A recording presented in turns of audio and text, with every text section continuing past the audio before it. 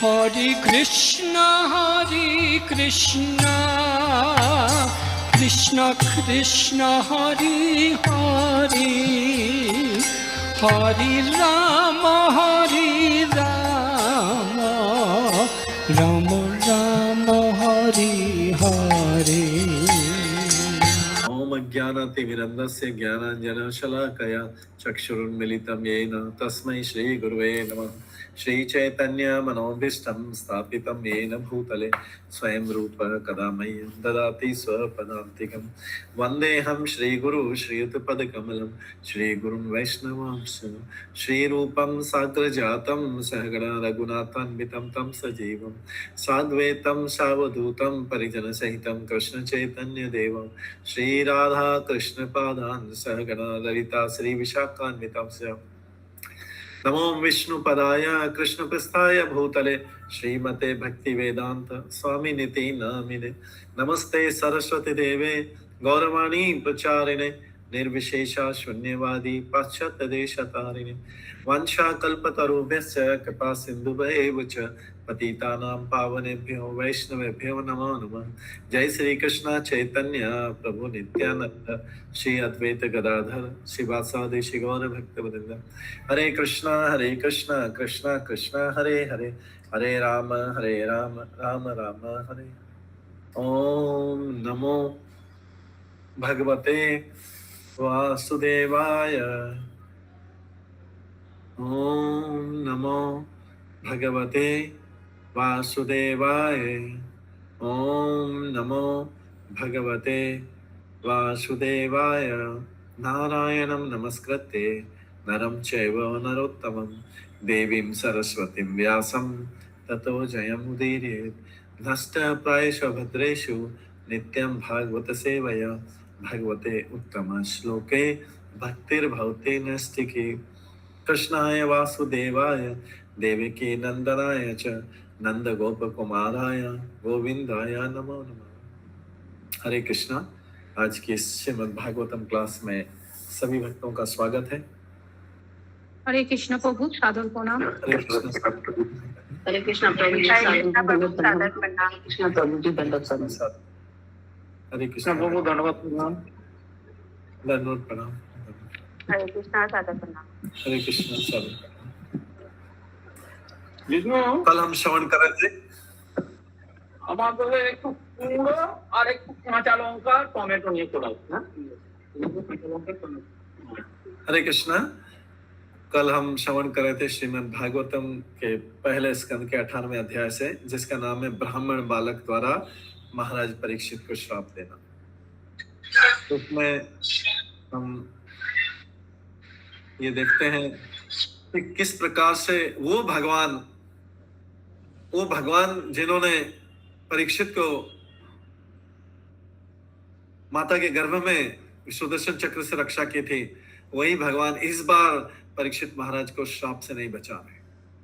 ये भगवान का प्लान रहता है अलग अलग। तो हम अभी श्रवण करेंगे कि परीक्षित महाराज को क्यों श्राप मिला था, क्या कारण था। तो कल हमने 7वें श्लोक तक श्रवण कर लिया था। उसके बाद आज 8वें श्लोक से करेंगे, 8th श्लोक से करेंगे। 7वें श्लोक में हम जानते थे कि परीक्षित महाराज मधुमक्खी की तरह यथार्थवादी थे। यथार्थवादी होता है जो ऐसे सार को ले लेता है, जैसे मधुमक्खी पुष्पों से पराग के कण लेके उसे शहद ले लेती है और उनको पुष्पों से कोई मतलब नहीं, उसी प्रकार से महाराजा परीक्षित है इस सार जो है उसको ग्रहण कर लेते थे, भगवत भक्ति जो सारे, और बाकी सबको छोड़ देते थे। तो 8वें श्लोक में आता है किम्नु बालेषु शूरेण कलिना धीर भीरुणा अप्रमत्तः प्रमत्तेषु या व्रक नृषु वर्तते। महाराजा परीक्षित ने विचार किया कि अल्पज्ञ मनुष्य कली को अत्यंत शक्तिशाली मान सकते हैं,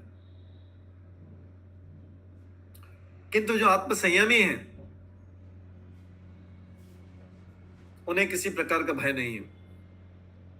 राजा बाघ के समान शक्ति मानते हैं और मूर्ख लापरवाह मनुष्यों की रखवाली करते थे।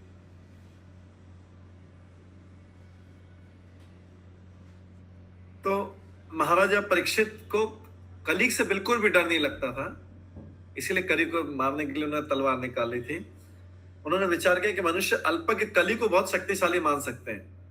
कितने जो आत्म संयमी हैं, जिन्होंने अपनी इंद्रियों पर नियंत्रण कर रखा है और जो भगवान के भक्त हैं, उन्हें किसी प्रकार का भय नहीं रहता है, उन्हें किसी प्रकार का भय नहीं रहता। आज कोई भागवतम प्रेजेंट नहीं कर रहा है?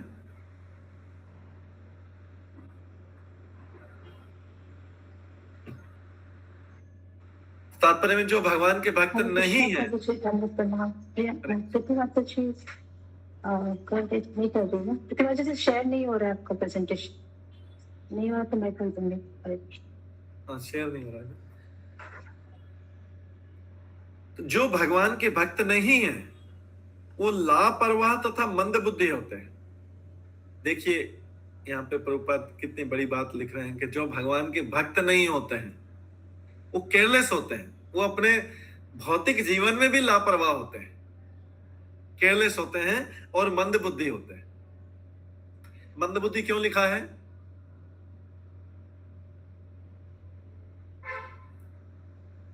मंद बुद्धि क्यों लिखा है? ये श्लोक जो महाप्रभु ने संकीर्तन के ऊपर लिखा है, सुमेधशः। बुद्धिमान कौन होते हैं? जो भगवान के नाम का, कलयुग में भगवान के नाम का संकीर्तन ही सबसे बड़ा होता है। जो सुमेध होते हैं, जो बुद्धिमान होते हैं, वे भगवान के नाम का कीर्तन करते हैं। तो यहाँ पे लिखा है जो भगवान के भक्त नहीं, वे लापरवाह तथा मंद बुद्धि होते हैं।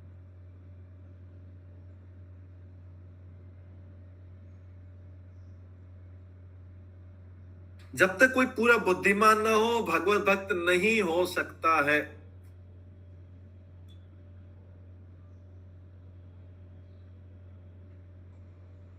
बुद्धिमान व्यक्ति ही भगवान की भक्ति करेगा। वो एक श्लोक निकालना जो सुमेधश वाला है, कलयुग में जो भगवान के नाम का है।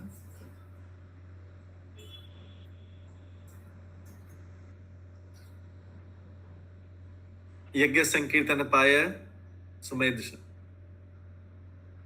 सुमेध मतलब होता है बुद्धिमान वाला। तो ये बुद्धिमान व्यक्ति जो होता है,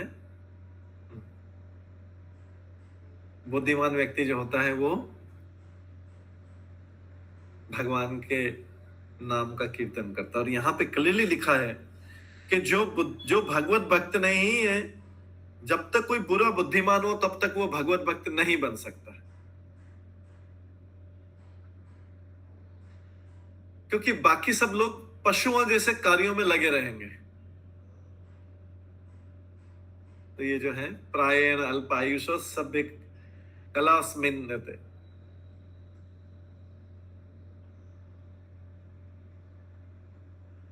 ये हमें ध्यान रखना चाहिए। अगर कभी भी किसी को लगे कि मैं जो भक्ति में हूं, उचित कार्य कर रहा हूं नहीं कर रहा हूं, तो उसको ये श्लोक भागवतम का, श्रीमद् भागवतम का पहले स्कंद का पहले अध्याय का 10वां श्लोक पर किसको बुद्धिमान बोला गया है?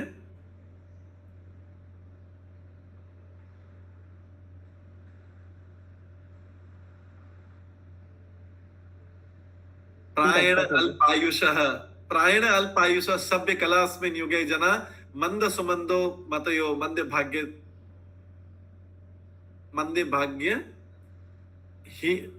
भाग्य नहीं उपद्रतः। नहीं, ये वाला नहीं, ये एक और है जो कलयुग में नाम का संकीर्तन करता है, बुद्धिमान होता है, सुमेधश। यज्ञ संकीर्तन पाया सुमेधश।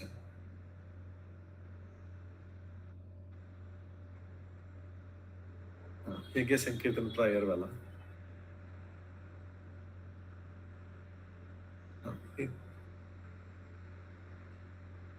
यज्ञ संकीर्तन प्राय यजंती ही सुमेधशः। बुद्धिमान व्यक्ति जो है वो भगवान के नाम का संकीर्तन करता है। तो कई बार लोग बोलते नहीं वो सारी दुनिया तो नहीं करे, तो इससे क्या पता लगता है सारी दुनिया मूर्ख?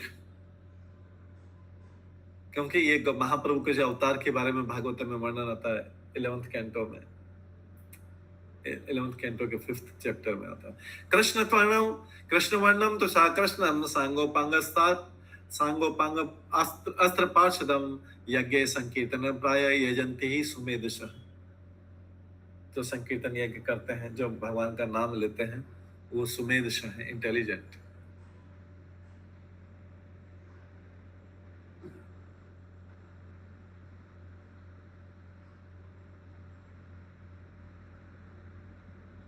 तो जो भगवत भक्त नहीं वे कली के कार्यों का शिकार बन जाते हैं। जब तक हम महाराजा परीक्षित द्वारा अपनाई गई कार्य पद्धति को स्वीकार करने के लिए तैयार नहीं, तब तक समाज में श्रेष्ठ परिस्थिति लाभ पाना संभव नहीं है। और ये कार्य पद्धति भगवान की भक्ति में सेवा का प्रचार करना, भगवान का कीर्तन करना और उनकी भक्ति में सेवा का प्रचार करना, ये सर्वश्रेष्ठ कार्य, टॉप मोस्ट एक्टिविटी है। इससे ऊपर की कोई एक्टिविटी है नहीं। लोगों को ये लोग क्यों नहीं करते? इसमें धन नहीं दिखता है उनको। ऐसे धन मिलना चाहिए कि धन, थोड़ा स्टेटस मिलना चाहिए, इसलिए ये कार्य नहीं कर पाते। बुद्धिमान लोग ये कर पाते। तो मूर्खों को बोला गया, मूर्ख लापरवाह होते हैं और मंद बुद्धि होते हैं, जो भगवान के भक्त नहीं होते। इसके बाद 9 श्लोक में है, उपवर्णितम एतत्व पुण्यम पारीक्षितम वासुदेव कथा उपेतम वासुदेव कथा उपेतम आख्यानम यत अपृच्छत। तो अभी सूत गोस्वामी जो हैं, ये शौनकादिक ऋषि को उत्तर दे रहे हैं। शौनकादिक ऋषियों ने प्रश्न पूछा था। क्या प्रश्न पूछा था? कि जो राजा भगवान का इतना बड़ा भक्त है, उसको किस तरह से एक ब्राह्मण के बालक के द्वारा श्राप दिया गया, मृत्यु का शाप दिया गया। तो अभी सूत गोस्वामी बोलते हैं, मुनियों, जैसा आपने मुझसे पूछा था, मैंने पवित्र राजा परीक्षित के इतिहास से संबंधित कृष्ण की कथाओं की लगभग सभी बात सुना दी। इसमें यह बात रह जाएगी, अभी वो सुनाएंगे कि उसको श्राप कैसे मिला। तो श्रीमद् भागवत भगवान के कार्यकलापों का इतिहास। कभी कोई पूछता है कि श्रीमद् भागवतम में क्या है ऐसा, तो श्रीमद् भागवतम भगवान के कार्यकलापों का इतिहास है। और भगवान के कार्यकलाप में भक्त भी आते हैं। तो भगवान के कार्यकलाप भगवत भक्तों को साथ लेकर ही संपन्न होते हैं। इसलिए अतः भक्तों का इतिहास भगवान कृष्ण के कार्यकलापों के इतिहास से भिन्न नहीं है, दोनों का आता है। भगवत भक्त भगवान तथा उनके शुद्ध भक्तों के कार्यकलापों को एक साथ समझते हैं। हमारे लिए भगवान का कार्यकलाप और भगवान के शुद्ध भक्तों का कार्यकलाप दोनों हमारे लिए बराबर है। हमारे लिए, भक्तों के लिए भगवान का कार्यकलाप और भगवान के शुद्ध भक्तों का कार्यकलाप बराबर है, क्योंकि भगवान के शुद्ध भक्त किस लिए शुद्ध हैं? वो भी भगवान से कनेक्टेड है। तो भगवान का कार्यकलाप सुनेंगे तो भक्तों का कार्यकलाप अपने आप आएगा, और भक्तों का कार्यकलाप सुनेंगे तो भगवान का कार्यकलाप उसमें अपने आप आएगा। हमारे लिए दोनों, बिना भक्त के भगवान का कार्यकलाप और बिना भगवान के भक्त का कार्यकलाप का वर्णन नहीं हो सकता। इसलिए जो पंचतत्व है, पंच तत्वात्मकम कृष्णम भक्त रूप स्वरूपकम भक्ता अवतारम भक्ताख्यम नमामि भक्त शक्तिकम, उसमें भक्त भी आ जाता है, भक्त अवतार, भक्त स्वरूप, सब कुछ आ जाता है।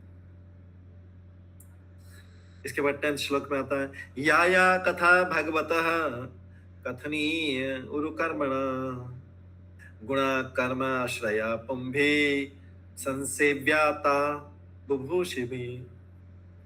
जो लोग जीवन में पूर्ण सिद्धि प्राप्त करने के इच्छुक हैं, उन्हें अद्भुत कर्म करने वाले भगवान के दिव्य कार्यकलापों तथा गुणों से संबंधित सारी कथाएं अत्यंत विनीत भाव से सुननी चाहिए।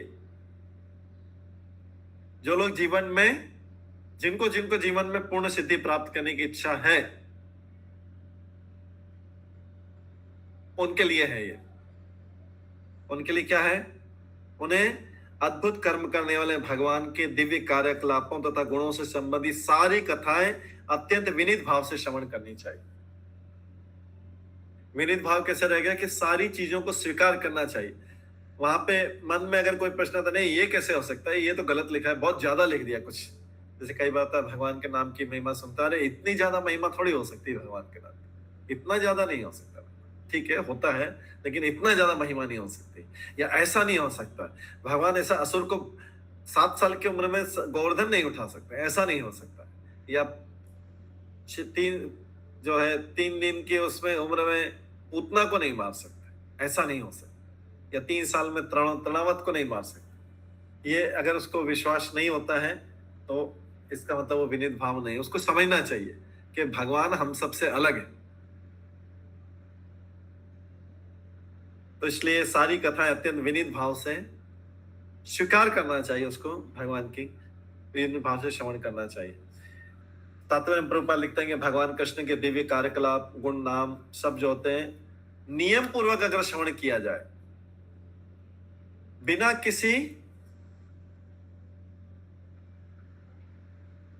किसी बाधा के, बिना किसी गैप के नियम पूर्वक श्रवण किया जाए, तो मनुष्य शाश्वत जीवन पर अग्रसर होगा, आगे बढ़ेगा और धीरे धीरे सही और वास्तविक रूप में जानना और इस तरह जानने करते शाश्वत जीवन प्राप्त करना। शाश्वत जीवन प्राप्त करने का मतलब क्या है? वैकुंठ धाम या गोलोक वृंदावन जाना, वहां पे शाश्वत जीवन है। यहाँ पे शाश्वत जीवन नहीं है। यहाँ पे तो शरीर हर बार छोड़ना पड़ेगा। वहां पे जो शरीर आध्यात्मिक शरीर है धारण कर लिया तो वो शाश्वत रहेगा, क्योंकि वहां का शरीर आध्यात्मिक होता है, इसलिए उसको बोला जाता है शाश्वत जीवन।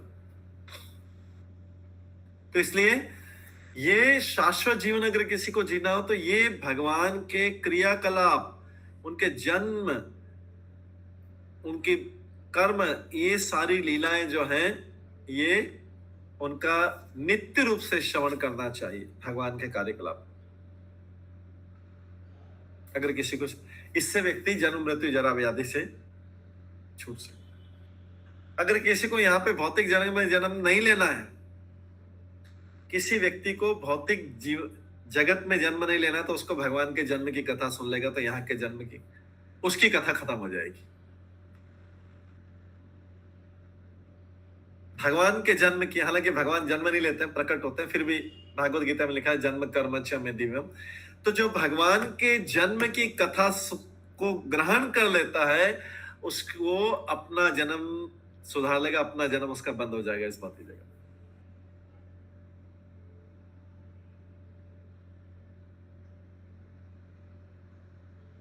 यह है भगवान की कथाओं का।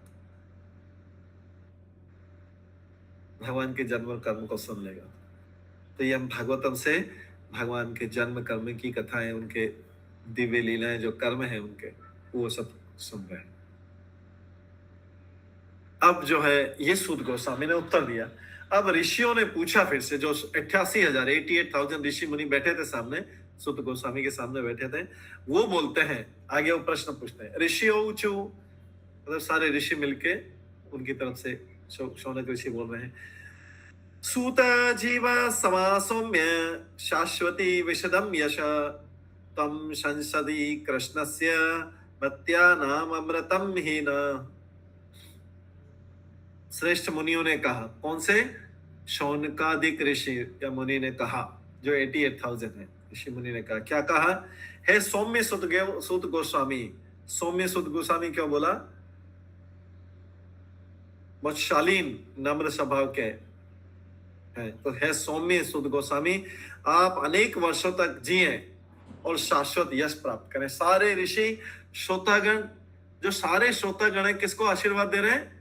वक्ता को, बोलने वाले को बोल रहे हैं कि आप अनेक वर्षों तक जिए और शाश्वत यश प्राप्त करें।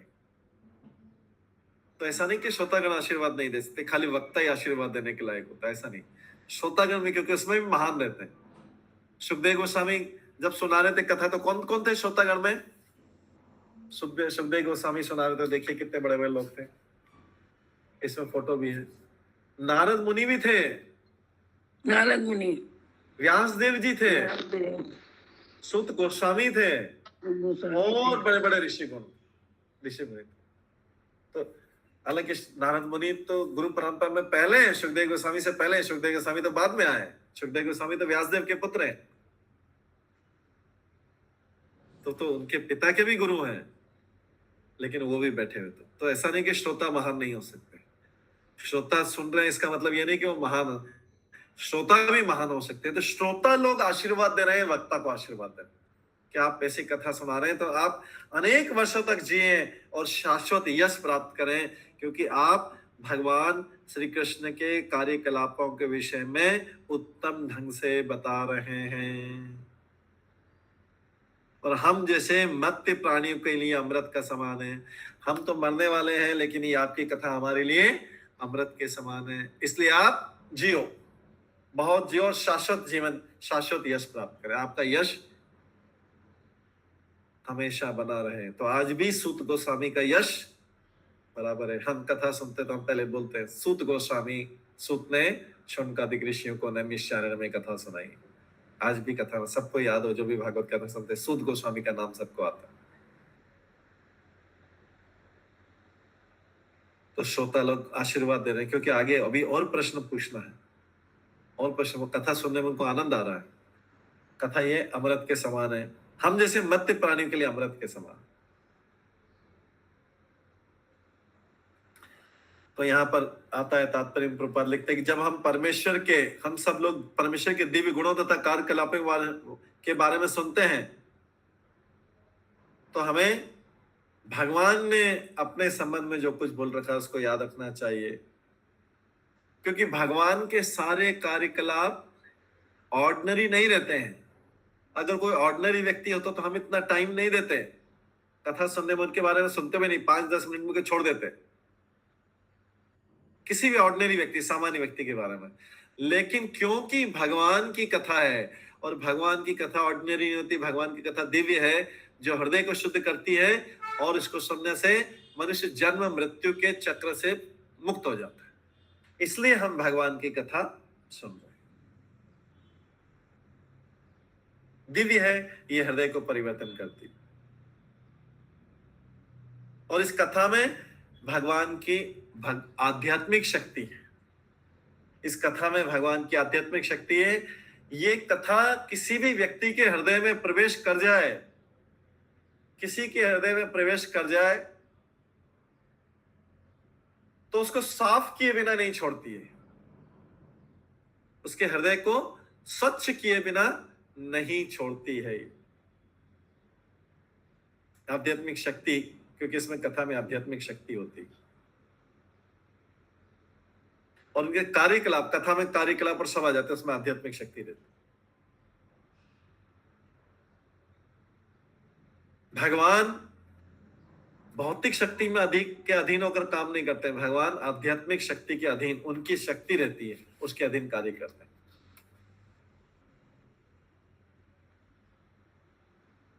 तो ऐसा बुद्धिमान जीव भगवत धाम जा सकता है जिसने भगवान की इन कथाओं को ध्यान पूर्वक, निरंतर श्रद्धा पूर्वक, विनीत होकर सुना, वो भगवत धाम जाने का पात्र है। उदाहरण परीक्षित महाराज।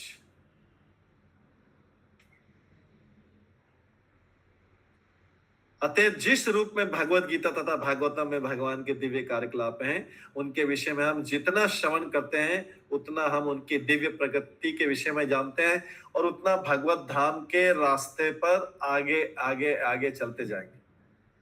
अभी सबको पता है कि हम भगवत धाम के रास्ते पे जा रहे हैं। हम लोगों ने बहुत सारी दूरी तय कर ली है। पता है किसी का, आप बोलेंगे प्रभु हम तो यहीं बैठे हुए हैं, हम तो सब यहीं बैठे हैं, अभी तो इस संसार में बैठे हैं। ऐसा नहीं है, संसार में बैठे हैं, भौतिक रूप से ऐसा लग रहा है कि हम यहीं बैठे हैं सारे।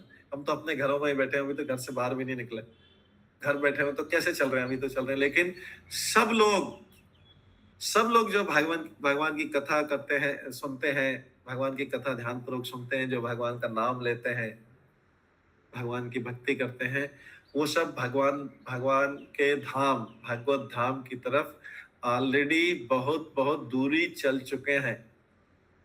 लेकिन वो दूरी अभी इतनी ज्यादा है कि उसको पता नहीं लगता कि इतनी दूरी चल दी। सब लोग उसमें आगे बढ़ चुके हैं। वो डिस्टेंस भौतिक रूप से दिखाई नहीं देती। जब समय आए, भक्ति पूरी हो जाएगी, तुरंत पता लगेगा सीधे भगवत धाम पहुंचे हुए। तो हम सोचेंगे कि अभी तो इतना दूर था भगवत धाम, इतना दूर था, इतनी जल्दी कैसे पहुंच गए। जब शुद्ध हो जाए कोई भक्त तो तुरंत पहुंच जाए, तो क्योंकि उससे पहले वाली दूरी चल चुके हैं। भौतिक रूप से दिखाई नहीं देगा कि हम कितनी दूरी चल दी, क्योंकि ये चेतना का एडवांसमेंट है। चेतना आगे बढ़ती जा रही, चेतना जितनी जितनी जितनी चेतना आगे बढ़ती जा रही, आगे बढ़ती जा रही, इसका मतलब हम उतनी दूरी चलते जा रहे हैं। चेतना जब जैसे शुद्ध हो गई, कृष्ण भावना में पूरी चेतना हो गई, भगवत धाम तुरंत पहुंच। तो चेतना की दूरी जो है, चेतना ये फिजिकल डिस्टेंस नहीं, भौतिक रूप से दिखाई नहीं देगा कितनी दूरी चल रही है। जितनी चेतना ऊंची होती जा रही है, जितनी ज्यादा ऊंची होती जा रही है, इसका मतलब वो उतनी दूरी चलते जा रहे हैं, भगवत धाम के पास चलते रहे, भगवत धाम के पास जाते जा रहे हैं। पता नहीं लगेगा कि कितनी दूरी चल रही है। जितना श्रवण करते हैं उतना ही हम उनके दिव्य प्रकृति के विषय में जानते हैं और भगवान की और वापस जाने के मार्ग पर निश्चित प्रगति कर सकते हैं। ऑलरेडी चल रहे हैं सब।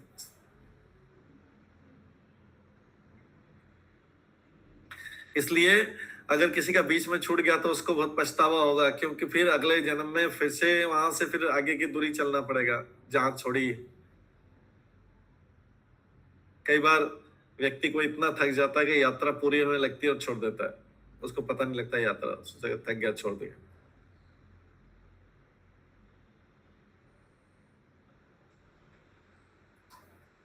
तो ये है, इन सब कथाओं से भगवत धाम की हमारी दूरी कम होती जाती है। 12वां श्लोक 12th में आता है, कर्मणि अस्मिन् अनाश्वासे धूम धूमात्मनम भवान् आप्यायति गोविंद पाद पद्मास्मम मधु। ये शौनकादिक ऋषि, जो 88,000 शौनकादिक ऋषि बैठे हुए थे वहां पर नैमिषारण्य में बैठे हुए थे, ये पहले तो यज्ञ शुरू किया था। यज्ञ से धुएं से आंखें वो हो गई थी, काले हो गए थे, क्योंकि पहले उनको भागवतम का पता नहीं था। फिर सूत गोस्वामी आए, उनसे उन्होंने बोला, तब जाके भागवतम शुरू किया था। लेकिन तो फिर मॉर्निंग में ये कर रहे थे और दिन में भागवतम सुनते थे। तो ये क्या कर रहे थे उस समय? वो बोलते हैं, अपनी कथा बोलते हैं, अभी अभी हमने सकाम कृत्य, जो यज्ञ होता है सकाम कृत्य, हालांकि कल्याण के लिए किया था, लेकिन इसमें भगवान की उतनी आराधना नहीं थी, लोगों के कल्याण के लिए किया था उन्होंने। ये शौनकादिक ऋषि ने स्टार्ट किया था वहां पर नैमिषारण्य में स्टार्ट किया। सबसे पहले सूत गोस्वामी नहीं आए थे, सूत गोस्वामी बाद में आए। पहले इन्होंने कलयुग के लोगों को देखा कि इतनी बुरी गति हो रही, तो उनको दुख लगा, उन्होंने उसको सुधारने के लिए यज्ञ किए। बड़ा अग्नि जल रहा था, पूरे 88,000 ऋषि मुनि बैठे होते यज्ञ। बोलते हैं कि उस यज्ञ की सकाम कृत्य, क्योंकि वो यज्ञ का जो काम रहता है कल्याण में, अगर भगवान का नहीं, भगवान के लिए डेडिकेटेड नहीं, तो क्योंकि तो ऋषि मुनि थे ना, ये भक्त नहीं थे उस समय तक, उतने बड़े भक्त नहीं थे। कुछ एक होंगे इसमें से, लेकिन ये सारे लोग भक्त नहीं थे। ये कौन से थे? ये भृगु मुनि के वंशज थे, जो शौनक ऋषि आदि ऋषि भृगु मुनि के वंशज थे। भृगु मुनि क्या करते हैं? यज्ञ के द्वारा और इसके द्वारा तपस्वी हैं, तो यज्ञ के द्वारा सारी चीजें करते। तो ये लोग कर रहे थे, यज्ञ की संपत्ति को करना आरंभ किया था, तब जाके सूत गोस्वामी पहुंचे थे। और उनको लगता है कि सूत गोस्वामी आए तो उनको बोल रहे हैं कि हमारे कार्य में अनेक पूर्णता है, यज्ञ पता नहीं शुद्ध हो नहीं हो, हम जो मंत्र बोल रहे हैं शुद्ध हो नहीं हो, और यज्ञ में जो आहुति डाल रहे हैं वो शुद्ध नहीं हो, इसमें अनेक निश्चित और फल का कोई पता नहीं। हमारे शरीर धुएं से काले हो चुके हैं, यज्ञ करते करते इतना धुआं, इतना ज्यादा धुआं हो चुका था, शरीर काले हो गए, इनको यज्ञ करते करते समय हो गया। लेकिन हम भगवान गोविंद के चरण कमलों के अमृत रूपी उस मधु से सचमुच तृप्त हैं, जिसे आप हम सबको वितरित कर रहे हैं। अभी यज्ञ तो पहले चालू कर दिया था, तो सुबह सुबह यज्ञ कर लेते, लेकिन शाम को ये इनका, उसके बाद में इनकी कथा चल रही थी। शाम को क्या, उसके बाद में यज्ञ खत्म हो जाता, उसके बाद में ही कथा चलती। तो बोल रहे हैं कि हम आपकी कथाओं से भगवान गोविंद के चरण कमलों के अमृत रूपी उस मधु से तृप्त है। मधु कहां से मिल रहा है? कथाओं से मिल रहा है। तब कथामृतम तप्त जीवनम, ये गोपियां गाती हैं गीत आपकी कथाओं से। तब कथामृतम तप्त जीवनम, ये जो है गोपियों के गोपी गीत से आता है। 10वें स्कंद के 31वें अध्याय के 9वें श्लोक से।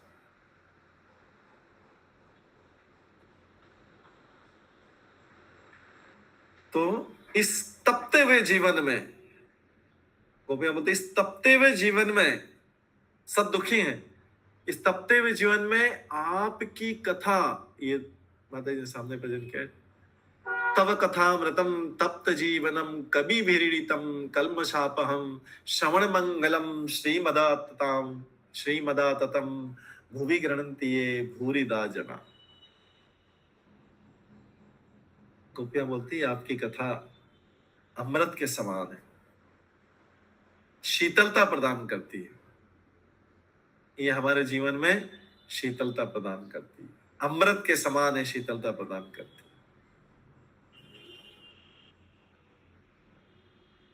आपके वचनों का अमृत और आपके कार्यों का वर्णन इस भौतिक संसार में व्यथित लोगों के लिए जीवन और आत्मा है। विद्वान संतों द्वारा प्रसारित ये वृत्तांत सुनने वालों के पाप कर्मों का नाश कर देते हैं। आपकी कथाओं के बारे में बोला जा रहा है, भगवान की कथाओं के बारे में गोपियां बोल रही, और उन्हें सौभाग्य प्रदान करते हैं। ये वृत्तांत विश्व भर में प्रसारित होते हैं और आध्यात्मिक शक्ति से परिपूर्ण है। आपकी कथाएं में आध्यात्मिक शक्ति रहती। कौन बोल रहा है? गोपियां बोल रही है, भगवान से बोल रही है। जब भगवान अदृश्य हो गए थे रासलीला से, ये तभी गा रहे। निसंदेह ईश्वर का संदेश फैलाने वाले ही सबसे उदार हैं। तो जो इन कथाओं को सबको सुनाते हैं वो सबसे उदार हैं, वो सबसे बड़े दाता हैं। भूरी दा जना, वो सबसे बड़े दाता हैं। तो ये जो बड़े बड़े संत लोग, विद्वान संत, इन कथाओं को सुनाते हैं और कलयुग के लोगों को ये अमृत के समान है, शीतलता प्रदान करी कथा है। तो यहाँ पे बोला जा रहा है कि ऋषि मुनि भी बोल रहे हैं कि हम भगवान गोविंद के चरण कमल के अमृत रूपी उस मधु से सचमुच तृप्त हैं, जिसे आप हम सबको वितरित कर रहे हैं। इस सूत गोस्वामी को बोल रहे हैं। 88,000 ऋषि मुनि बोल रहे हैं इसका। और यज्ञ से करने से क्या बोल रहे हैं? हमारे सब चेहरे काले हो गए, शरीर काला हो गया यज्ञ करते करते, धुआं देर से काला। लेकिन आपकी कथा हमें ये मधु जैसे अमृत प्रदान कर, वो दोनों चीज कर रहे हैं।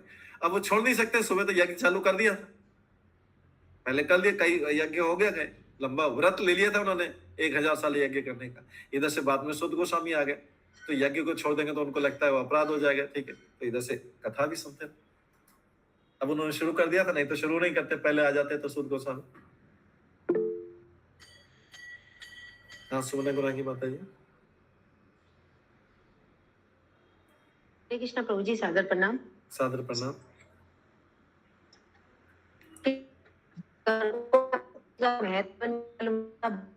सम्मान करना और भगवान की सेवा करना नहीं पता था। ऋषि मुनि नहीं पता था कि भगवान अल्टीमेट है, भगवान की कथा सुनने से सारी चीजें सॉल्व हो जाएगी, वो नहीं पता था। इसलिए उन्होंने स्टार्ट किया था। वो खुद ही बोल रहे हैं, देखिए उसमें लिखा है, हमने अभी अभी इसका काम करते, मतलब वहां पे तो कई साल भी बीत जाते, उसको अभी अभी बोलते थे क्योंकि वहां तो लंबी आयु। हमने अभी भी सकाम कृत यज्ञ की अग्नि को संपन्न करना प्रारंभ किया है। हमारे कार्य में अनेक पूर्णताएं होने के कारण इसमें फल की कोई निश्चितता नहीं है। स्टार्ट कर दिया था ऑलरेडी, क्योंकि उनको कथा का भगवान का महत्व पता था। लेकिन अभी बोल रहे हैं हम, और आगे बोल रहे हैं, हमारे शरीर धुआं से काले हो चुके थे, लेकिन हम भगवान गोविंद के चरण कमलों की अमृत रूपी उस मधु से सचमुच तृप्त हैं, जिसे आप हम सबको वितरित कर रहे हैं। अभी पता लग रहा है उनको कथाओं से। प्रभु जी, कोई चीज अगर शुरू कर दे और फिर हम लोग भगवान की सेवा में लग जाए, तो भगवान की सेवा करने से तो सब कुछ पूरा हो जाता है। कथा के पहले दिन, दूसरे दिन तो सारी चीज समझ में नहीं आएगी ना। उन्होंने अभी तो पूरी कथा नहीं सुनते, स्टार्ट किया था कथा। वो संकल्प लिया हुआ था ऋषि मुनियों ने, तो संकल्प को बीच में आधा अधूरा नहीं छोड़ सकते। अभी आनंद आ रहा है, अमृत आ रहा है। परफेक्शन कब आएगा? जब पूरी कथा सुन रहे हैं। अभी क्या, आज अभी जो सारे लोग भागवतम सुन रहे हैं, क्या ये सकाम कर्म नहीं करेंगे घर जाके? या जिन्होंने पूरा भागवतम सुन लिया घर जाके सकाम कर्म नहीं करेंगे? अभी फिर से आएगा, दुर्गा पूजा आएगा और ये आएगा वो आएगा, सारे आएंगे, फिर से सकाम कर्म नहीं चालू हो जाएंगे? करेंगे लोग, सुनने के बाद भी करेंगे। उन्होंने तो पूरा सुना नहीं था, अभी तो शुरुआत किया है, वो बोल रहे हैं, लेकिन सुनने के बाद भी लोग वही करते रहेंगे जो करना है। वैसे ही सकाम कर्म करते, वैसे ही सब। क्या लोग देवी देवताओं की पूजा बंद कर देते हैं क्या भागवतम सुनने के बाद में? जब तक कि उन्हें ज्ञान नहीं जाए, एकाग्र सर्वधर्मान परित्यज्य माम एकम शरणम व्रजत, तब तक तो कोई भगवान की पूर्ण रूप से शरण में नहीं जाएगा, वो तब तक नहीं कर। तो सुनने का इसलिए लिखा था कि विनीत पूर्वक, श्रद्धा पूर्वक, सारी कंडीशन होना चाहिए सुनने की, तब जाके वो भगवान की भक्ति में, नहीं तो थोड़ा थोड़ा आगे बढ़ेगा, थोड़ा थोड़ा फल तो मिलता ही रहेगा। लेकिन जो पूर्ण एकाग्र कर कृष्ण को एकमात्र भगवान मान के सारी करेगा, तब जाके उसको पूरा फल मिलता है। परीक्षित महाराज उदाहरण है पूरा फल के, और हम सब लोग उदाहरण है इनकम्प्लीट फल के, आधे अधूरे। लोग कथा सुन के भी, भागवतम सुन के भी करेंगे पूरा, अपना जो सकाम कर्म है करेंगे, जिसको जो करना है वो करेगा फिर भी, क्योंकि वैसी एकाग्रता जैसा परीक्षित महाराज जैसी एकाग्रता एकमात्र उसी भाव में वो नहीं सुन पा रहे। जब तक वैसा नहीं सुनेंगे तब तक नहीं। और इन्होंने तो अभी सुनना शुरू किया। ये भी तो महान ऋषि मुनि, कई बार भृगुवंशी स्वयं इस भौतिक जगत में ऊपर उच्च लोकों में रहते हैं, महान लोक, जनलोक में ये आते हैं। इसमें भृगु मुनि के सुनेंगे तो जनलोक इधर जाते हैं, उधर से नीचे भी उतर के आते हैं, इसी जगह में रहते हैं, क्योंकि वो ये काम कथा यज्ञ करना, और जो भृगु संहिता उसमें सारे नियम बताए गए, कैसे कर्मकांड के नियम, और थोड़ा उससे ऊपर भी ये सारे बताए गए भृगु संहिता में। तो ये भृगुवंशी है सारा ऋषि, भक्त नहीं है ऋषि। ऐसे ही तो सुखदेव गोस्वामी की सभा में हुआ था, हजारों ऋषि मुनि थे। इसीलिए तो सुखदेव गोस्वामी ने राधा रानी की महिमा का वर्णन नहीं किया था भागवतम में, क्योंकि कई प्रकार के लोग हैं, मायावादी भी थे, ये भी थे, कर्म मीमांसा, पतंजलि कर्म मीमांसा, और दूसरे जो थे जो विच्छेद दर्शन है, 6 फिलॉसफी है जो,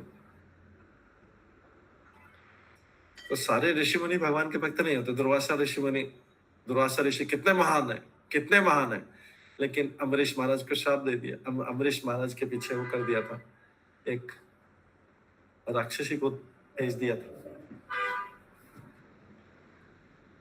इसलिए इवन अभी भी ऐसा नहीं कि कोई पूरा भागवतम सुन के अभी आज के युग में भी पूरा उसको एज इट इज करके सब कुछ होगा, उसको हृदय परिवर्तन होगा अगर वो पूर्ण श्रद्धा पूर्वक, पूर्ण विनीत भाव से परीक्षित महाराज से जैसे सुनेगा, तो 7 दिन में भगवत धाम जा सकते। इसलिए यहाँ पर जो ये पहली कमी है कि इस कलयुग में ऐसा यज्ञ कार्य संपन्न करने वाले पटु ब्राह्मणों को नितांत अभाव। उनको भी डाउट था, फिर भी करिए, कोई जब ऑप्शन नहीं है, किसी को पता नहीं, तो कुछ तो शुभ कार्य शुरू कर देना चाहिए। उन्होंने अच्छा ही किया, जब तक पता नहीं था तो यज्ञ कर दिया शुरू, कलयुग के कल्याण के लिए किया। लेकिन इसमें ये भगवान विष्णु के केंद्रित नहीं था, यज्ञ किया जैसे यज्ञ करते थे, सबके कल्याण के लिए यज्ञ। शत्रुघ्नदास माता जी,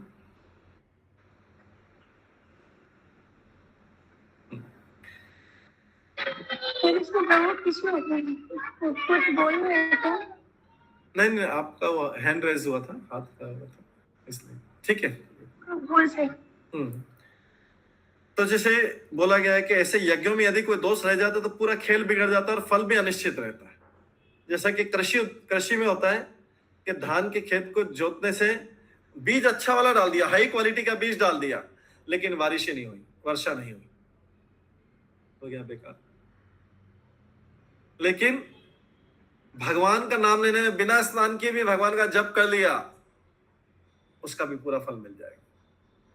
तो भक्ति के कार्य में और इसमें अंतर है कि उसमें खेत जोता, अच्छी क्वालिटी का बीज डाला, लेकिन उस साल बारिश ही नहीं हुआ, तो सब बेकार, सारी मेहनत बेकार चली।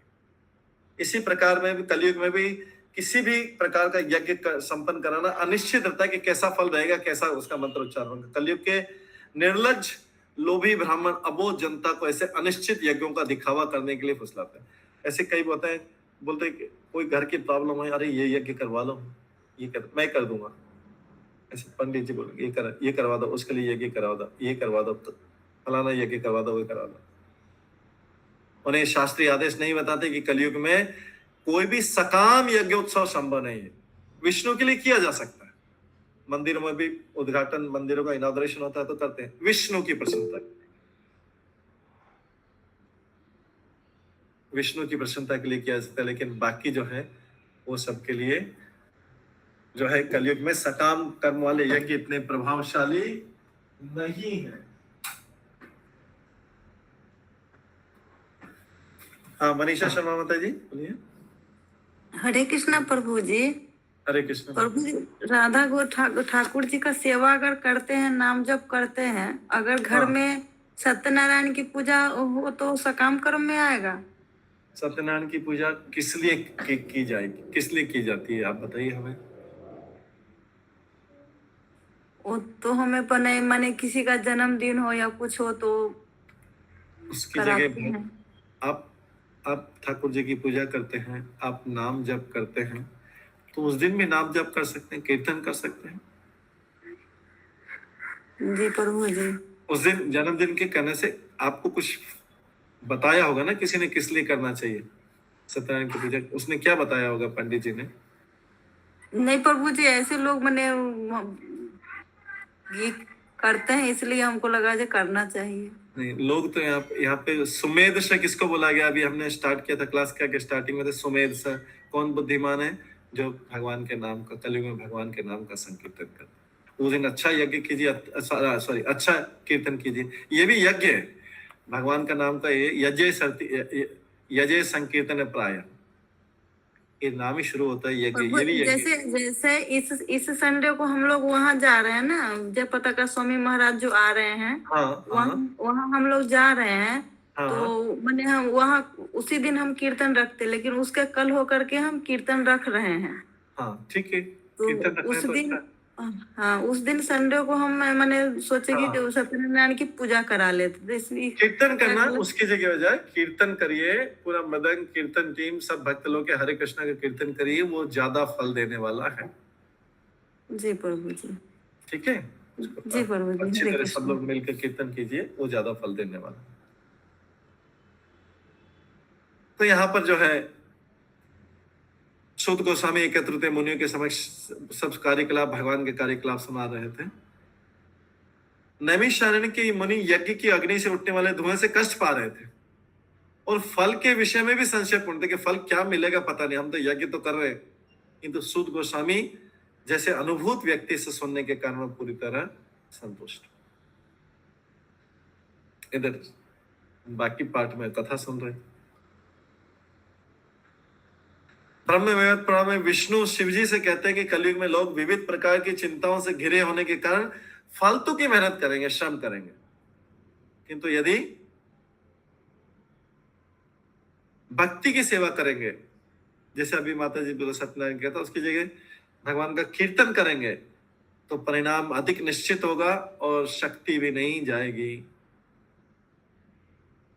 और भौतिक सेवा में भौतिक के लिए कुछ किया, यज्ञ किया, तो वो जो है भौतिक लाभ के लिए वो फलदायी नहीं हो। अब एक बहुत इंपॉर्टेंट श्लोक आ रहा है, बहुत इंपॉर्टेंट श्लोक आ रहा है, 13 श्लोक, इसको आप लिख सकते हैं, इंपॉर्टेंट श्लोक है, 13वां श्लोक।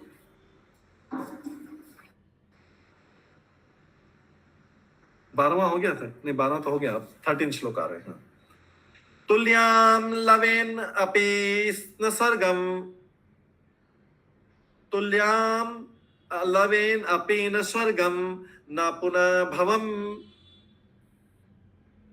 भगवत संगी संगस्य मत्या नाम किमुत आशीषः। फिर से पढ़ते हैं, बहुत इंपॉर्टेंट श्लोक है ये। तुल्याम लवेन अपि न स्वर्गम न अपुनः भवम भगवत संगी संगस्य मत्या नाम किमुत आशीषः। भगवत भक्त के साथ एक क्षण भर की संगति के महत्व की तुलना न तो स्वर्ग लोक की प्राप्ति से की जा सकती है, न ही मोक्ष की प्राप्ति से की जा सकती।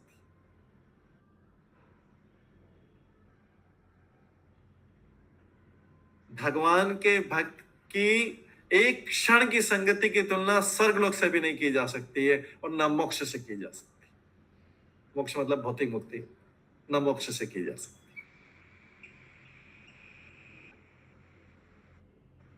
तो फिर सांसारिक वरदानों के विषय में क्या कहा जाए जो भौतिक संपन्नता के रूप में होते हैं मृत्यु के लिए। तो फिर जब इतनी बड़ी चीज को छोड़ रहे हैं, स्वर्ग के सबको छोड़ रहे हैं, मोक्ष को छोड़ रहे हैं, तो फिर यहाँ के भौतिक वरदान के बारे में क्या बोला जाए।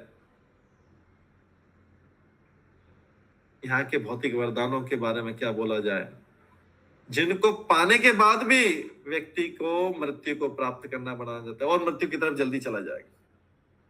भौतिक वरदानों के बाद भी मृत्यु की तरफ क्यों चला जाए, ऐसा क्यों लिखा है भौतिक वरदानों के जो भौतिक संपन्नता के रूप में मृत्यु के लिए, क्योंकि ये जो भौतिक संपन्नता वाले वरदान है जो हमें मिलते हैं, इसीलिए लोग जो देवी देवताओं की पूजा करते हैं, भौतिक संपन्नता मिलेगी और दूसरे सुख भी मिल जाएंगे, लेकिन ये तो हमको मृत्यु की तरफ तेजी से ले जाएंगे, क्योंकि इनके भोग में जब हम डूब जाएंगे तो अभी तो चल रहे हैं मृत्यु की तरफ, तेजी से भागने लगेंगे मृत्यु की तरफ। क्यों? मृत्यु किनको आती है?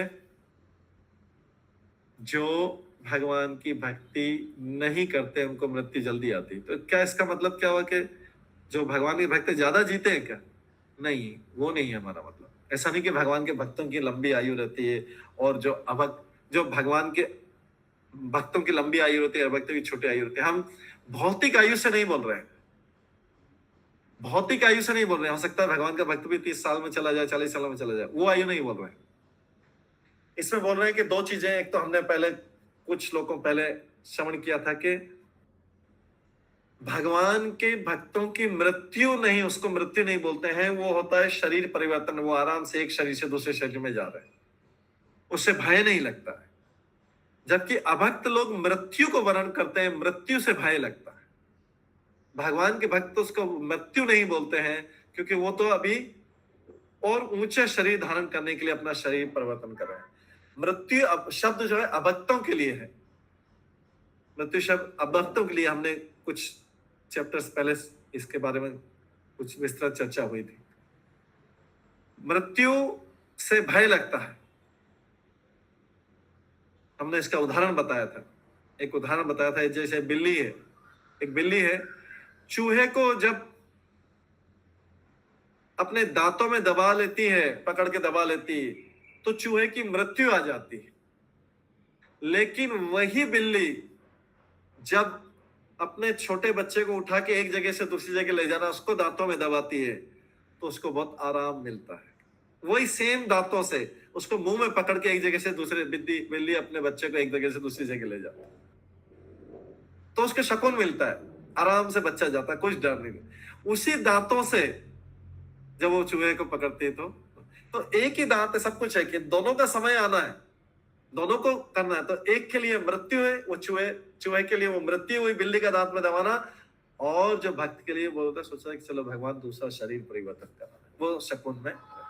सेम प्रोसेस, एकदम सेम क्रिया। देखिए क्रिया में कोई अंतर नहीं है, लेकिन दोनों के अनुभव दोनों के अलग अलग हो। चूहे के लिए वो मृत्यु हो गई, भक्त के लिए वो शरीर परिवर्तन। इसलिए जो जितना भौतिक संपन्नता में, वो उतना तेजी से मृत्यु की तरफ जाएगा, मृत्यु की तरफ उसकी। तो जनरली जो लोग भगवान जो पाप करते हैं या ऐश्वर्य में डूबे रहते हैं और पाप करते हैं, उनकी आध्यात्मिक आयु कम हो जाती है। नेट आयु, उनकी आध्यात्मिक आयु कम हो जाती है। भौतिक आयु कितनी भी लंबी हो, आध्यात्मिक आयु कम होती जाती है।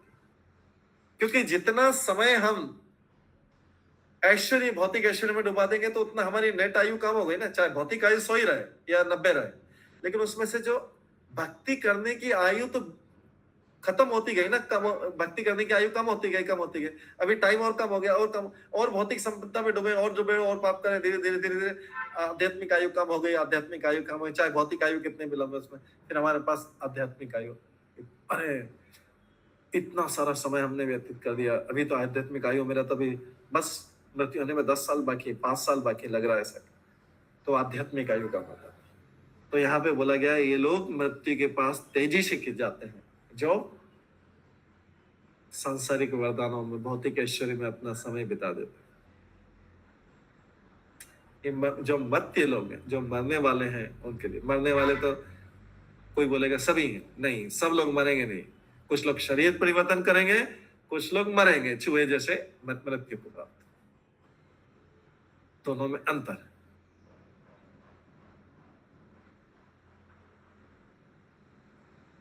तो तात्पर्य, एक वस्तु की तुलना दूसरी वस्तु से तभी की जा सकती है जब दोनों में कुछ समान बातें होती है। तो शुद्ध भक्ति की तुलना, शुद्ध भक्त की संगति की तुलना स्वर्ग लोक के सुख से भी नहीं की जा सकती है। तुल्याम लवे नापि न स्वर्ग न पुनर्भव। पुनर्भव न पुनर्भव मतलब इससे मुक्ति को, मोक्ष के लिए शब्द यूज होता है कि पुनः इस जगत में नहीं आना पड़े, भाव मत होता जाए।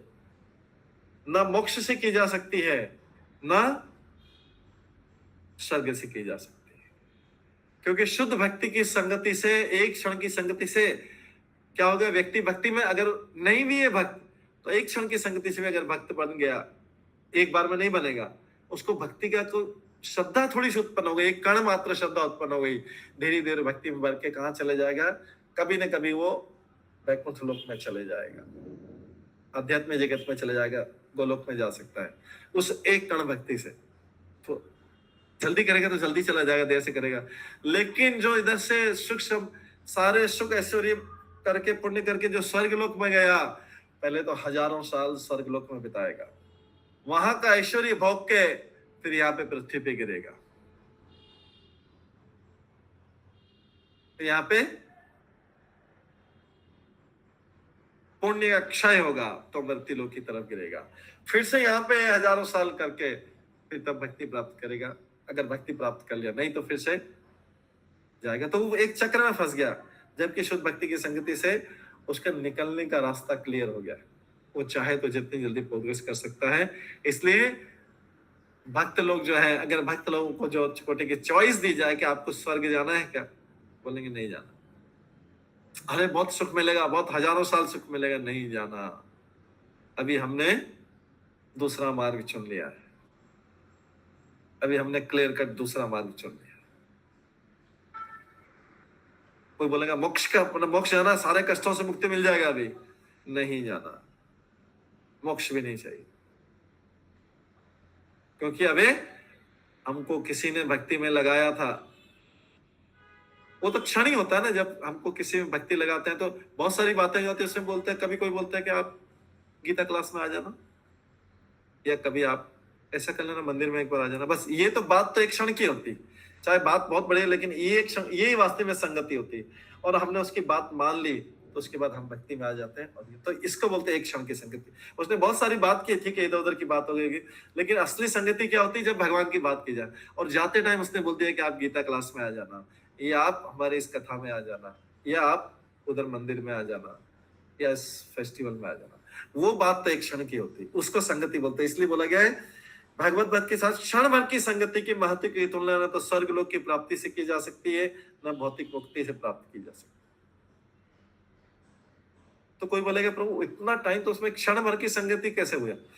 बात तो क्षण भर की संगति, जो भगवान की बात में जिसमें उसने इनवाइट किया या कुछ ऐसी चीज बोली जो हमारे हृदय को टच कर गई, वही संगति जो है वो क्षण की संगति।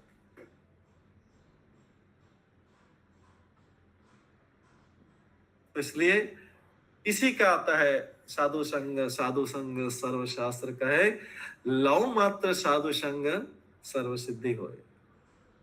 ये चैतन्य चरितामृत का श्लोक है।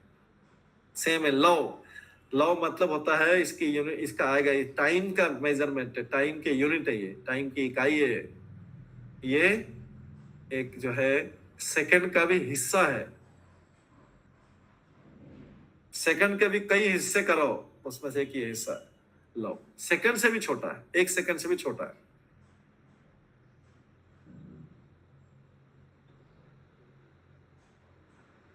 तो इसलिए ये इसमें बोला गया कि जब लोग स्वर्ग भी छोड़ दे, मोक्ष छोड़ दे, फिर यहाँ के वरदान की क्या, यहाँ के जो देवी देवताओं के वरदान होते हैं या किसी के वरदान होते हैं, उसके विषय में क्या जाए, उसके बारे में तो कोई सोचेगा भी नहीं, क्योंकि ये तो मृत्यु, जिनको मरना है, मृत्यु प्राप्त करने वाले लोगों के लिए। भक्त लोग मृत्यु प्राप्त नहीं करते हैं, वो शरीर परिवर्तन करते हैं और अच्छा शरीर प्राप्त।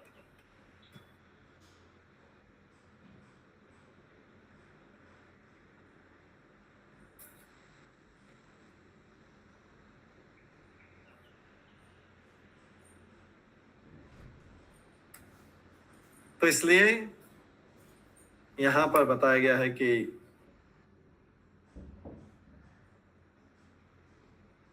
भगवान के भक्त को भौतिक वस्तु से कोई सरोकार नहीं रहता है, चाहे कोई राजपद हो या राजा का पद हो या उससे भी बड़ा हो, क्योंकि सारे पद शरीर के नष्ट होने के साथ समाप्त हो जाते हैं।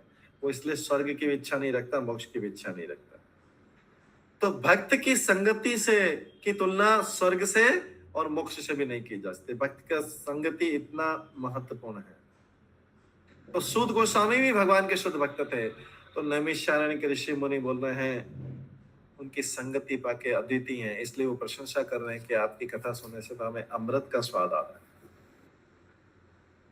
अगर किसी की भौतिक जगत की, जो भौतिक जगत में लोगों से संगति है, तो उसको बोला जाता है एकदम गर्हित निम्न कोटि की संगति।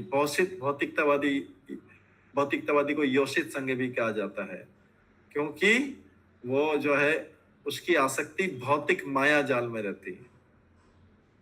ऐसी आसक्ति से जीवन बंध जाता है। भागवत संगी जो रहता है सदैव भगवान के नाम यश गुण आदि की संगति में रहता है। ठीक है, इसके बाद नेक्स्ट श्लोक 14th। को नाम तृप्येतरसपिता कथायां महत्तमाएकांत परायणस्य नान्तं गुणानाम् अगुणस्य जग्मो योगेश्वराय भवपाद्ममुख्या।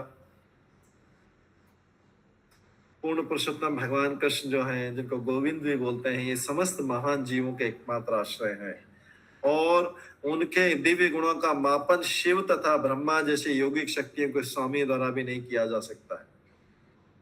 तो भला जो रसास्वादन में पटु है वो क्या कभी उनकी कथाओं के श्रवण द्वारा पूरी तरह तृप्त हो सकता है? यहाँ पर बोला गया जो पूर्ण पुरुषोत्तम भगवान श्री कृष्ण है, जिनको गोविंद भी बोलते हैं, ये सबके आश्रय हैं। इनके गुणों, कितने गुण हैं इनके? अनंत गुण है। इनके गुणों को शिव जी और ब्रह्मा जी भी गिन नहीं सकते हैं। भगवान के अवतार अनंत शेष भी इनके गुणों की महिमा को नहीं गा सकते हैं। अनंत शेष कौन है? जो पूरे ब्रह्मांड को अपने सिर के ऊपर धारण करते हैं। अनंत शेष मतलब सर्प, जो अनंत सर्प जो होते हैं ना, वो पूरे ब्रह्मांड को अपने सिर पे धारण करते हैं। वो उनके हजारों मुख रहते हैं। अगर अनंत शेष अपने मुख से भगवान के गुणों को गाने लगे तो भी खत्म नहीं होंगे। हजारों मुख से अनंत काल से गा रहे हैं, गाते रहे, वो गाते गाते गाते, लेकिन इसमें भगवान में और नए नए गुण आते रहते, वो कभी कैच नहीं कर पाते। ये अनंत काल से चल रहा है, ऐसी रह से जो कभी खत्म नहीं होगी। अनंत शेष सोचते मैं 1000 मुख लगा लूं और 1000 मुख से भगवान की गुणगान करते रहूं, बहुत स्पीड से करते रहता हूं, तो कभी तो मेरे गुण खत्म हो जाएंगे। भगवान के गुण नहीं खत्म नहीं होते। भगवान उससे भी तेजी से उनके गुण प्रकट होते रहते हैं सारे ब्रह्मांडों में। उनके गुण, उनकी लीलाएं प्रकट होती रहती, कभी कैच नहीं कर पाते। अनंत शेष जो भगवान का अवतार है, जो बलराम जी का अवतार है, वो ही कभी कैच नहीं कर पाते, तो ब्रह्मा और शिव जी कैसे कैच कर पाएंगे? तो भला जो भगवान के, जिसको इन गुणों का, कथाओं का रस मिल गया है, वो कैसे तृप्त हो जाएगा?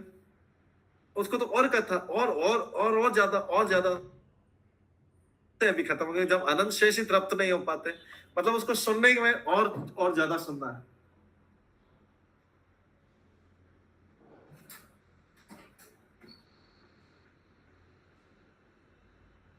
तो जो पटु हैं वो कथाओं के श्रवण द्वारा, जो पटु मतलब होता है एक्सपर्ट, सुनने में एक्सपर्ट, सुनने की जिनको प्रैक्टिस हो चुकी है भगवान की कथाओं की, वो कभी तृप्त नहीं सकते। उसको और स्वाद चाहिए, और स्वाद चाहिए।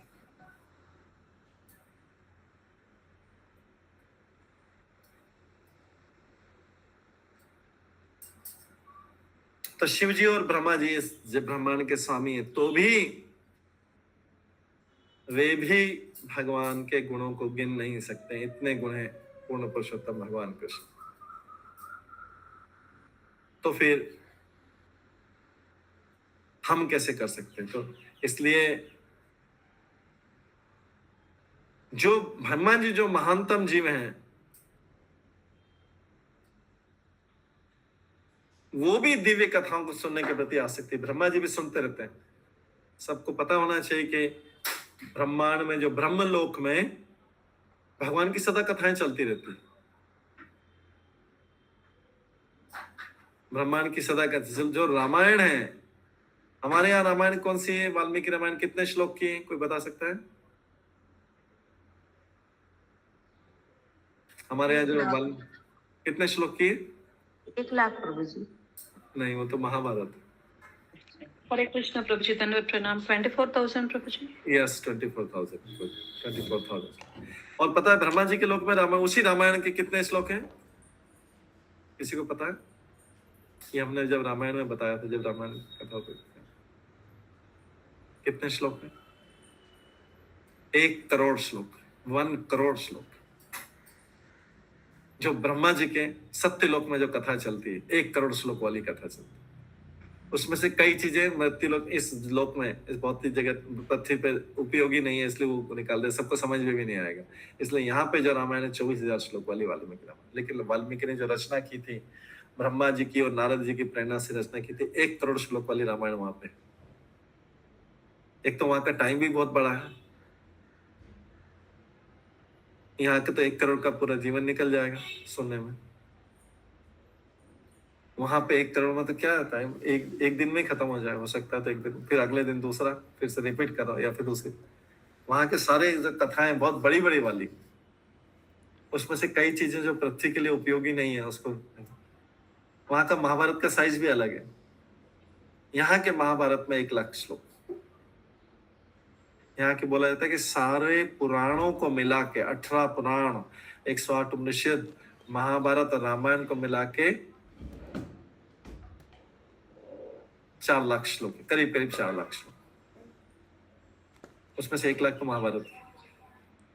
बाकी जैसे 18,000 है, सबसे बड़ा पद्म पुराण 55,000 है, सॉरी पद्म पुराण एक दूसरा पुराण है, उसमें स्कंद पुराण शायद, तो 55, ऐसे सब मिला के टोटल इनको सबको मिला के 4 लाख श्लोक।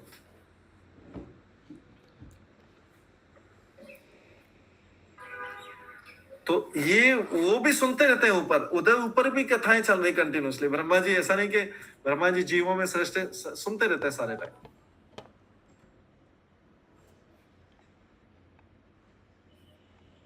शिव जी अपने कैलाश पर्वत पे सुनते रहते हैं या बोलते रहते हैं। कोई और ऋषि मुनि आएंगे तो उनसे सुनते हैं शिव जी, कोई और बड़े ऋषि मुनि आते तो उनसे वार्तालाप क्या करते, कथा सुनाओ।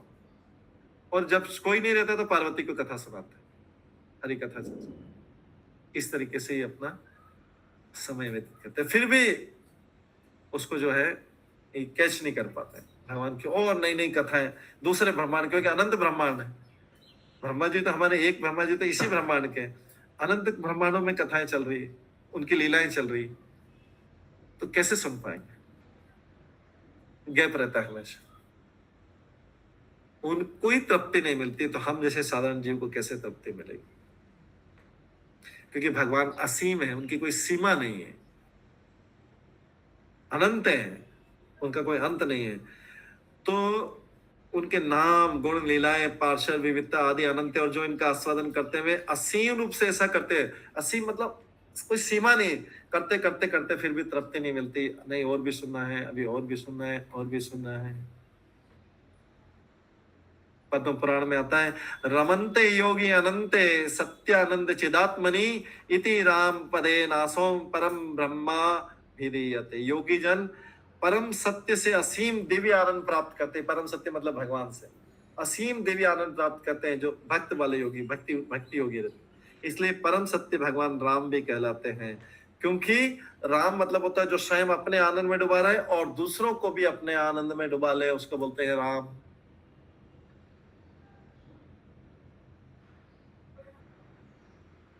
राम मतलब जो रमनते, स्वयं भी रमे हुए हैं आनंद में, दूसरों को भी अपनी कथाओं में रमा देते, उनको बोलते हैं। इसलिए परम सत्य भगवान को कई बार राम भी बोलते हैं, कृष्ण को भी कई बार राम बोलते हैं, बलराम जी को भी राम बोलते हैं, और रामचंद्र जो है सीताराम वाले रामचंद्र, वो भी राम है। नाम राम इसलिए कॉमन है, ये सब रमे हुए, अपने ही आनंद में रमे और दूसरों को भी अपनी कथाओं में रमा लेते। तो कृष्ण को भी शास्त्र में कृष्ण को भी कई बार राम बोलते हैं, और बलराम जी को भी राम बोलते हैं, परशुराम जी को भी कई बार शॉर्ट में राम बोलते हैं, और जो सीताराम वाले राम है उनको भी राम बोलते हैं। ऐसी दिव्य वार्ताओं को कोई अंत नहीं है। संसारी मामलों में तृप्ति का नियम होता है, संसारी मामलों में हर चीज में तृप्ति हो जाती है। किसी को अगर आइसक्रीम अच्छी लगती तो कितनी खा लेगा, 1 2 3 4 5 6 खा लेगा हम, लेकिन भगवान की कथाओं में तृप्ति नहीं। इसको अनंत ब्रह्मा जी शिव जी सब इन कथाओं को सुनते हैं, लेकिन फिर भी तृप्ति नहीं होती। भौतिक पदार्थ की सीमा है, थोड़ी सी सीमा है, लेकिन ये क्या है, असीम है। ये सब असीम है, सीमा नहीं है इनकी। सूत गोस्वामी नैमिषारण्य के ऋषियों के समक्ष भगवान कृष्ण की कथा को चालू रखना चाह रहे थे, और ऋषियों ने भी इनसे लगातार सुनने के रहने की अपनी इच्छा व्यक्त की थी।